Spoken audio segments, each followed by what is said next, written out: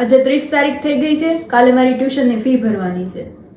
હા કઈ વાંધો નહીં, એ હું સેટિંગ કરી દઈશ. બેટા કાલ મકાન માલિક ભાડું લેવા આવશે અને લાઇટ બિલ હોત ભરવાનું છે. અને મકાન માલિક એમ કહેતા હતા કે ભાડું વધારવાનું છે. મમ્મી કહેવાય ને એને હજી 3 મહિના પહેલા તો વધાર્યું છે. મેં કીધું પણ એને એમ કીધું ન પોહાય ને તો મકાન ખાલી કરી દેજો. સારું, હું કંઈક કરું છું. સાંભળ, અને કોલેજની ફી ભરવાની છે, એનોય મેલ આવી ગયો છે. હા હા મને યાદ જ છે, હું કરી દઈશ સેટિંગ.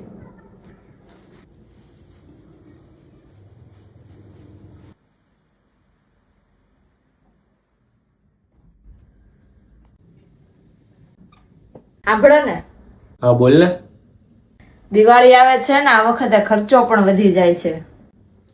તું ટેન્શન ન લે, હું સંભાળી લઈ બધું. હું સંભાળી લેવો? તમારી સેલેરી, ભાડું, લાઇટ બિલ અને કોલેજ ફી ભરવામાં જ પૂરી થઈ જશે. અને 12 મહિનાનો તહેવાર આવે છે, બધાના કપડાં લેવાના હોય તો એના પૈસા ક્યાંથી આપશો? હું કરી લે કાંઈક, તું ઉપાધિ ગીરમાં. મને ખબર છે કે તમે ભાઈબંધ દોસ્તાર પાસેથી ઉછીના લઈને ઘરનું પૂરું પાડશો, પણ એને પાછા ન દેવાના તો?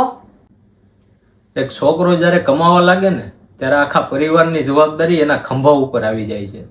અને કોઈ પણ પરિસ્થિતિમાં અને કોઈ પણ હાલતમાં એ જવાબદારીને એ પૂરી કરે છે. શું કા ખબર? કેમ કે એ છોકરો આખા ઘરના ચહેરા ઉપર સ્માઇલ જોવા માંગે છે. સારું, ભગવાન જોવે જ છે બધું. કાલ સવારે સારા દિવસ આવશે અને જે પણ કઈ પરિસ્થિતિ હશે હું તમારી સાથે રહીશ હંમેશા. હા તો બસ, તું મારી હારે છો તો મારે બીજું શું જોઈએ?